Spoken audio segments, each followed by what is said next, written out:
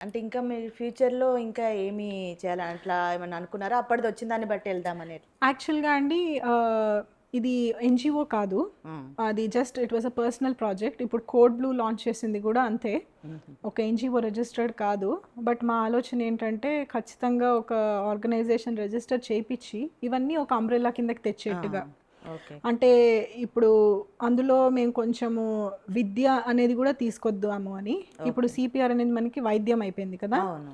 విద్యకి సంబంధించి వైద్యము, వృత్తి. హ్మ్. ఎంపవరింగ్ అనేది మనకు ఆల్రెడీ ప్రాజెక్ట్ ప్రిషా ఉంది కదా, ఉంది. విచ్ కమ్స్ అండర్ హ్మ్. వృత్తి. హ్మ్. అండ్ విద్యకి సంబంధించి కూడా అది ఒకటి చేస్తున్నాము. We're chalking down the plan. So అలా ఒక అంబ్రెల్లా కిందకి ఇవన్నీ తీసుకొచ్చి ఖచ్చితంగా ఒక ఆర్గనైజేషన్ లాంటిది స్టార్ట్ చేస్తే ఇంకా పెద్ద ఎత్తున చేయొచ్చు అని ఒక ఆలోచన. ఎందుకంటే అండి విద్య అనేది ఎందుకు చెప్తున్నాను అంటే, for me no girl child should be deprived of education. అవును. వాళ్ళు ఏ కులం అవనివ్వండి, ఎంత బీద, మిడిల్లా లేకపోతే రిచ్చా అన్నది ఏదైనా కానివ్వండి, బట్ ఎవరు కూడా చదువుకోవాలి అనుకున్నప్పుడు అండర్ ఎనీ సర్కమ్స్టాన్సెస్ తొందరగా చాలా రిచ్ కుటుంబాల్లో మేబీ త్వరగా పెళ్లి చేద్దామని చదువులు ఆపిచేయచ్చు, వాట్ ఎవర్. అవును. బట్ మనదైతే అండి ఎస్పెషల్లీ మన ఫోకస్ అంతా కూడా కొంత చదవగలిగి చదువుకోలేని వాళ్ళు, ఈ బీద కుటుంబాల నుంచి వచ్చే ఆడపిల్లలు, వాళ్ళని ఖచ్చితంగా చదువు వాళ్ళు ముందుకు పోవాలి. వాళ్ళు చదువుకుంటే వాళ్ళ ఉద్యోగాలు వాళ్ళు చేసుకుంటారు, వాళ్ళ కాళ్ళ మీద వాళ్ళు అంతే. నిలబడతారు. అలా మేము మా దగ్గర ఒక స్టాఫ్ ఉండేది, ఒక మెయిడ్. ఆమె మనవరాళ్ళకు పెళ్ళిళ్ళు చేసేస్తా అంటే మేమే చదివించి ఆపిచ్చాము హుహు. లక్కీగా. ఇప్పటికీ ఆ పిల్లలు ఉద్యోగాలు చేసుకుంటున్నారు.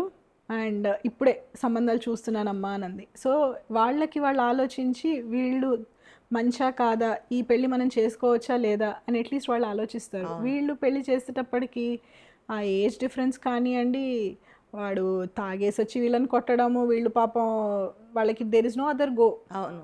చదువు ఉండదు, కాళ్ళ మీద నిలబడలేరు, ఈయన రకరకాలుగా ఎకనామికల్ ఇండిపెండెన్స్ అసలు లేకపోతే ఉండదు. ఇంకా కావాలంటే వాళ్ళు కూడా ఇళ్లలో పని చేసుకున్నట్టుగా ఎగ్జాక్ట్లీ. తయారవుతారు అంటే తప్పితే. ఒక తరం చేస్తున్నారు ఆ! ఆల్రెడీ, నెక్స్ట్ తరం కూడా ఎందుకు అలా చేసుకోవాలి? అవును. ఇప్పుడు ప్రభుత్వము పథకాలు ఇస్తోంది, ఉద్యోగాలు ఇస్తోంది, రిజర్వేషన్స్ కింద ఏదైనా కానివ్వండి, అది తీసుకోవాలి అంటే నువ్వు చదువుకుని కనీసం అంతవరకు రీచ్ అవ్వాలి కదా. ప్లస్ అది కనీసం అవి ఉన్నాయని తెలుసుకునేంత అవగాహన ఉండాలి తెలుసుకోవాలి. కదా! అండ్ తెలుసుకున్న తరువాత ఇది దీనికి నేను అర్హత పొందాలి అనేది ఒకటి ఉండాలి కదా. అవును. లేకపోతే అన్నీ వేస్ట్ అయిపోతాయి కదా. నీకు ఆ ఎలిజిబిలిటీ ఉన్నప్పుడు why should you forgo those?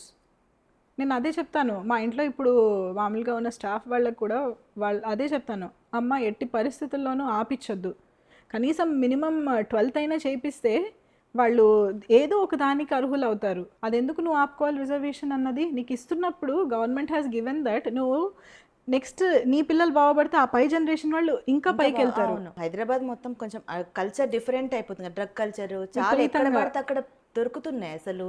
దానివల్ల కూడా యూత్ సగం సగం పాడైపోతుంది. అది చదువుకున్నోళ్ళైనా చదువుకోని చదువుకున్న వాళ్ళైనా తేడా ఏం లేదు. ఎవరైనా తేడా లేకుండా తీసుకుంటున్నారు. సో ఇంకా ఇట్లాంటి ఇళ్లలో పేరెంట్స్ సూపర్విజన్ లేని ప్లేసెస్లో అయితే ఇంకా ఘోరంగా ఉంటుంది. అవును. అంటే మినిమం కామన్ సెన్స్ చదువు ఖచ్చితంగా ఇస్తుంది. అదే. సో అందుకని ఆ బేసిక్ చదువు ఉండాలి. అండ్ ఎస్పెషల్లీ ఆడపిల్లలు వాళ్ళకి మీరు అన్నట్టు ఎకనామిక్ ఇండిపెండెన్స్, ఫైనాన్షియల్ ఇండిపెండెన్స్ ఖచ్చితంగా ఉండాలి. అది మనం చదువుకుంటే అది వస్తుంది. అదొస్తుంది.